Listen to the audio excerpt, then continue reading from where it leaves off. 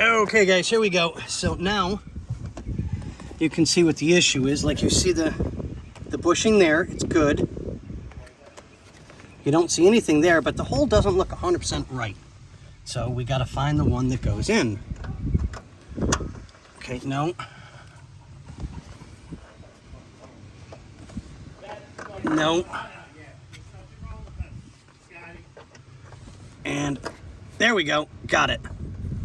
Okay, so now as that's going in, you can see the gap around there. That's how bad it was wallowed out. So where did I put the pin? There it is. Okay, so you can see the pin has that nice groove in it. Come on, focus. There we go. So it's been riding like that for a while.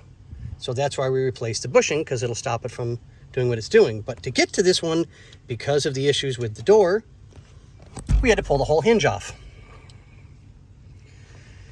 Yay. So, okay, well, half the hinge. I said that wrong. I apologize. So I'm going to start getting this ready to go back in.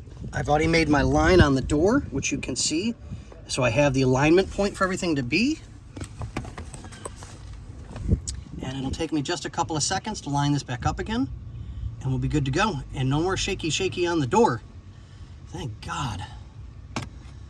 I really truly want to meet the people that put this car together, but that's what's left of the old bushing. That's how bad it got. So yeah.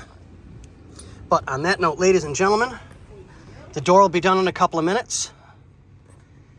And then I'm going to try and tackle this mess still. It's just been an absolute nightmare to get some of this stuff apart today. So, but we'll get it. We always do. All right, guys. See you on the next one.